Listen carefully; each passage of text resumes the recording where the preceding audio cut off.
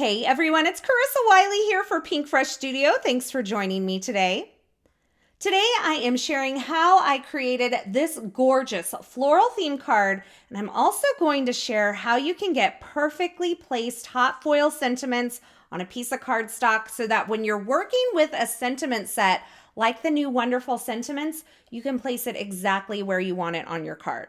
Now for this floral bunch, I am using the Today is Special stencil set, and I'm going to use the stencil set just on its own, but I'm going to use my Misty stamping tool to help me line up each of these stencils in that lower left-hand corner. And because I'm making sure that I'm lining up my cardstock and my stencil in the same corner every time, when I switch between stencils, those stencil layers are going to line up perfectly. So I don't have to use any of the hash marks that are included on it, and I'm not using the stamp set with this, but keep in mind there is a coordinating stamp that will place all of those detail lines in there as well.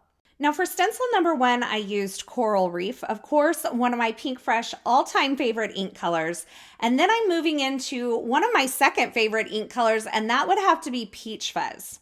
Now you noticed I had the back of my stencil packaging earlier. I showed it to you. I'm keeping that off to the side of my work surface so that I can use it as a guide for what each stencil is coloring. It just kind of helps guide me through the stenciling until I'm a little more familiar with the stencil set. For the second stencil, as I mentioned before, I'm just blending on a light layer of Peach Fuzz. And as I mentioned before, each time I place a new stencil into my Misty stamping tool, I'm just making sure that my cardstock and my stencil are both secure in that lower left-hand corner. And that's going to mean I have perfectly lined up images every time. Now I'm moving on to stencil number 3, and I'm going to speed things up a little bit here because I wanted you to see all of the inks that I'm using and the stenciling that I'm doing, but I didn't necessarily want you to have to watch it in real time because I'm not doing anything super special with it. I'm just laying my stencils down and adding color. So for layer number 3, I used Passion Fruit. For layer number 4, which is the start of the greenery, I used Meadow. Then for layer number 5, I'm using Mermaid Cove. You can see that I'm wiping down my stencils after I use them to make the cleanup process a little easier. For the next layer, I'm using Tidal Pond. So I'm kind of mixing the greens and the aquas together for this greenery combination.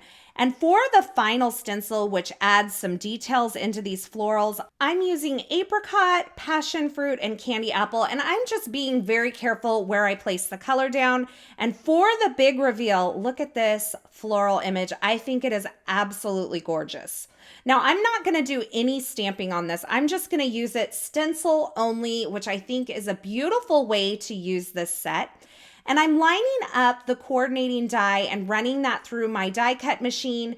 And now I have this gorgeous floral bundle. I love the mixes of the pinks and the corals and that light peach fuzz along with the aquas on this card. It's very Rifle Paper Company, which if you know me, I love Rifle Paper Co. And I am going to just layer it up on a couple of pieces of colored cardstock. Now I have this Take Care sentiment. It is one of the brand new Wonderful Sentiments hot foil plate. It's also available in a stamp set, but sometimes these sentiments can be a little tricky to line up. So you can see I'm positioning it where I want it on my cardstock, and I'm using a piece of the Spellbinder's Best Ever Craft Tape to hold this in place and create a hinge. That's going to allow me to fold this hot foil plate back onto that tape hinge that I've created and add my foil underneath. Now, if the foil was between the hot foil plate and the cardstock when I'm positioning it, I can't really tell where the lines of the hot foil plate are going to end up on that cardstock. So by creating this hinge, it allows me to then fold it back, place my foil, and get this hot foil plate exactly where I want it on this cardstock. So now that I know my position is perfect, I'm going to go ahead and put this on the platform of my Gemini foil press, allow it to heat up. When it's heated, I'm going to run that through my Gemini Junior, and that's going to press this hot foil onto this cardstock. Now you're going to notice I did have a little bit of over foiling on this particular sentiment. I don't get a lot of overfoiling, but what I have found is that some of it actually comes off with just a gentle buffing of a microfiber cloth.